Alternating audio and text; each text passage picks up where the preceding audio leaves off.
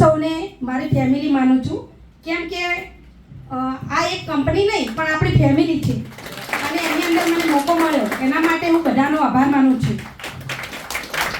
અને કહેવાય છે ને કે ફર્સ્ટ શરૂઆત તો આપણા ઘરેથી થવી જોઈએ અને મારા ઘરેથી હતા એ ખુદ નતા માનતા કે ના આ ખાતર સારું ના આવે. મેં કહ્યું તમે એકવાર યુઝ કરો, આ ખેતરની અંદર જેટલો તમારો અધિકાર છે એટલો મારો જ બી છે એમ કરી અને મેં એમને જબરજસ્તી નખાવ્યું. બધું અડધું નાખો તમે એમ કરી નખવરાયું, રિઝલ્ટ સારું મળ્યું અને મારી ખેતરની અંદર 25 બોરીથી કોઈ દિવસ વધારે થઈ નથી.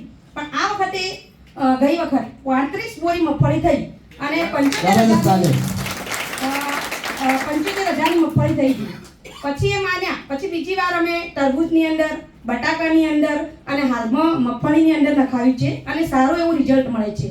લોકો એવું કહે છે કે આ પ્રોડક્ટ મોંઘી આવે છે, પણ આપણે એને સમજાવવાની કે કેવી રીતે મોંઘી થાય ને કેવી રીતે સસ્તી થાય. કેવી રીતે સોનું હોય એ કોઈ દિવસ સસ્તું ના હોય ને સસ્તું હોય એ સોનું ના હોય. એ રીતે આપણે લોકોને સમજાવીએ તો જ આપણે આગળ વધી શકીએ. અને એક દિવસ મારા ગામની અંદર નહીં પણ આખી દુનિયાને ખબર પડવી જોઈએ કે ના આ પ્રોડક્ટ જ આપણે વાપરવી જોઈએ. જય હિન્દ, જય મહારાષ્ટ્ર.